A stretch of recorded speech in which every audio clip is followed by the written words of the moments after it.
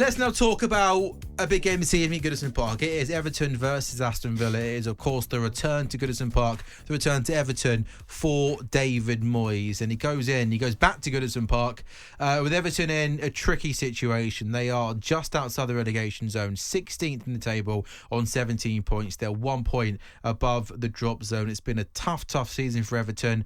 They go into this game in poor form, really struggling for goals, whether it's Beto, whether it's Calvert-Lewin, struggling to find the net against Bournemouth last weekend. Didn't even have a shot on target, and that game cost Sean Dyche his job. Delighted to say that Ollie Hayes from the Toffee's Blues podcast joins us live on TalkSport2 the social. Ollie, good afternoon. How are you? Good afternoon, good evening, fellas. Thanks for having me on. Afternoon, mate. It's the afternoon, Ollie. I've been told it's the afternoon. It is. It's not the evening. Don't say the evening. 20 past 4. 20 past 4. Ollie, before we talk about Moyes and what you're looking for him to try and bring back to Goodison Park, on the season so far, with you 16th in the table, a point above the drop zone, was it right that Sean Dyche lost his job after that Bournemouth game? I think it was. I think it had been brewing for quite a while now with Sean Dyche. Obviously, you look at the way this season's gone, 3 wins out of 19 games. It's just not good enough. Not good enough for a team of Everton's size, of Everton's stature. And, considering we got 48 points last season, we wanted to use that as a springboard and kick on. And where we are now, languishing in the league, playing the football that we are, long ball forward with Sean Dyche, weren't creating many chances. As you said, as you mentioned rightly, no shot on target against Bournemouth last weekend. 15 goals this season in the league.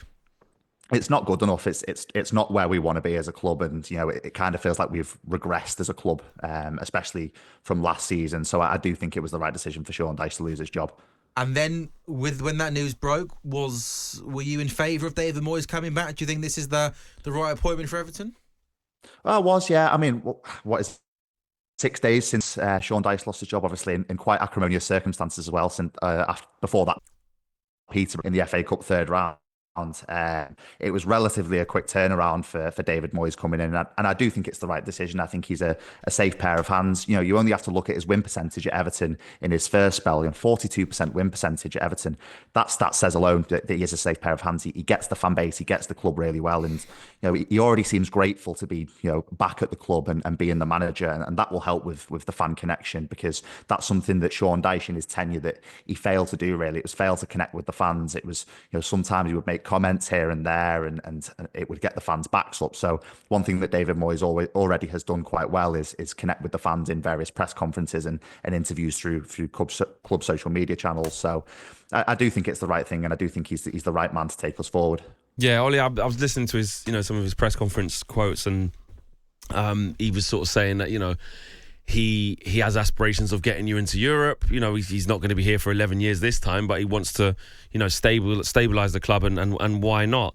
What do you see as a ceiling for David Moyes? And I know he's got 2.5 year contract, but would you like to see him have a long stint here and really sort of get to the summer, get some calm, and then really attack this new stadium, attack this squad, rebuild it and freshen up? Or is it more of a stabilisation job to then pass it on to a shiny new young manager? No offence to David Moyes, because I think this is a good move, but is that more what you're looking for?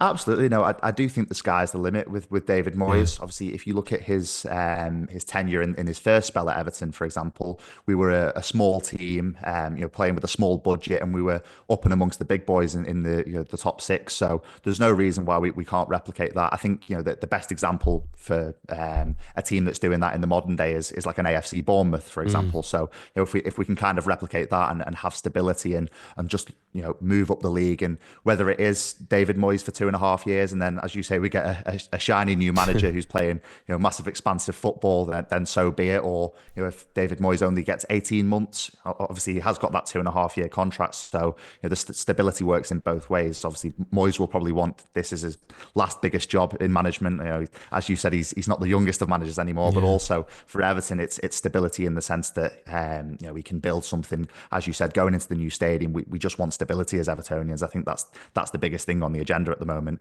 And then, if you're looking into the summer as well, fingers crossed under the Freaking Group, there'll be some more money to spend. There'll be a little bit more wiggle room with financial fair play. Obviously, some fantastic news this week that we haven't been charged. That's a good start, isn't it? Yeah, that's a big step. And if you're considering where we were this time last year in terms of points deductions, it's a massive step. So I do think the sky's the limit for David Moyes. Fingers crossed that we, just go into the new stadium as a Premier League club. That's first on the agenda, just a bit of stability there. But then, as I said before, just building a project, moving up the league, and battling amongst the big boys with a much smaller budget, which was what David Moyes was so good at in his first tenure at Everton.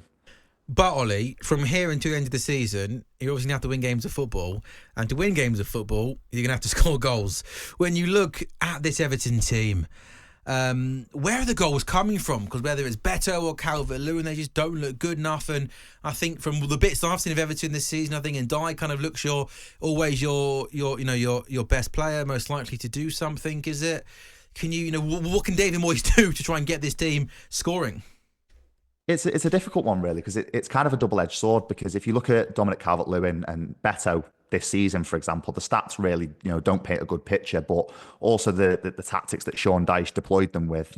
Dominic Calvert-Lewin playing as a lone striker, as a target man, he was only really getting 1 or 2 chances a game. And I've said this multiple times on various different podcasts and things that a striker like Dominic Calvert-Lewin, he is he's a player that likes to play with confidence, and if he is out of confidence and out of form, it does really hamper him. And then playing him in a Sean Dyche system, for example, with long ball, and he was getting 1 or 2 chances a game, it was just kind of a recipe for disaster. But hopefully David Moyes can utilise him in a little bit of a different way and try and find the form of Dominic Calvert-Lewin of old, sort of under Carlo Ancelotti, under those days. But as you mentioned, another player is Iliman Ndiaye. He is an absolute, he's a wonder kid for us. He's absolutely fantastic.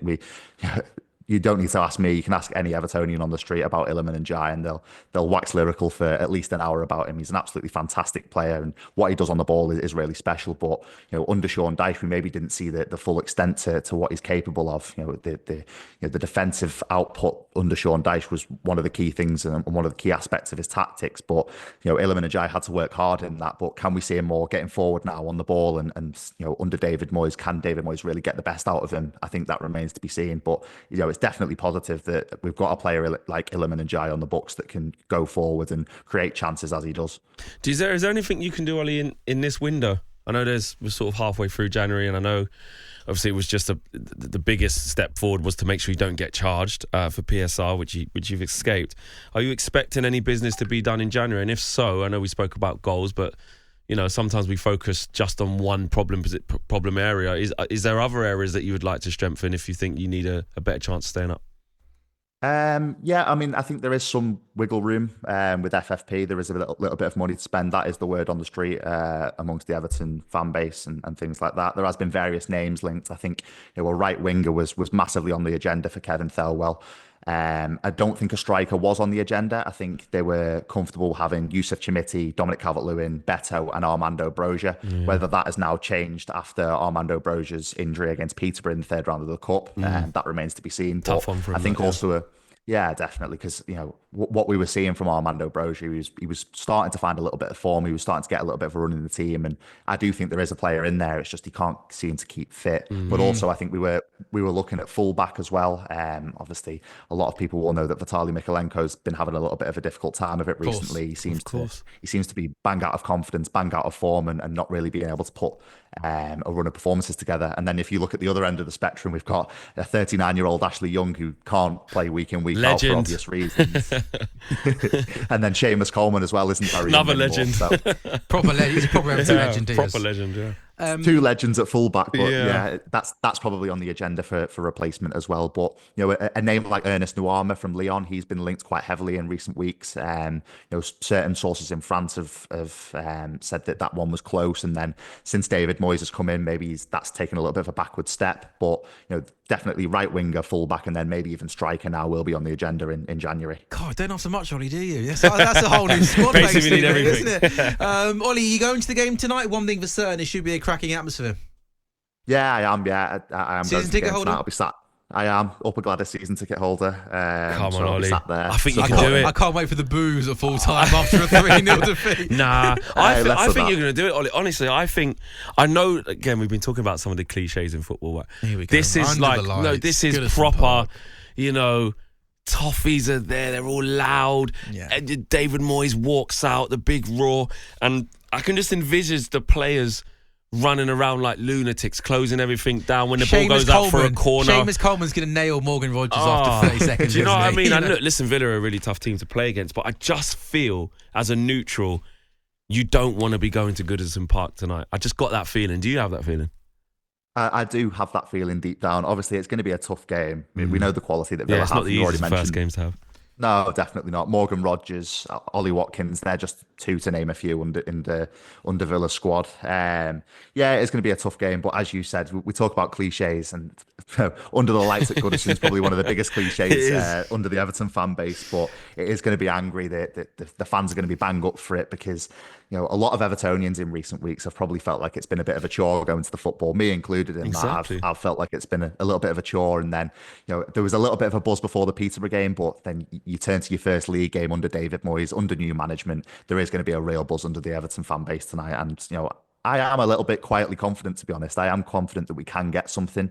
You know, it is going to be tough. We know the quality that Villa have, and they aren't in bad form as well, to be fair.